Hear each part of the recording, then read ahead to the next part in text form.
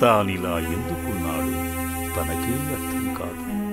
ఆనందంగా సాగాల్సిన తన బాల్యం దేహీ అనే పిలుపును వింటూ కసురుకొని మొహాలను చూస్తూ విసిరే చిల్లర మధ్య దీనంగా పెరుగుతున్నాడు.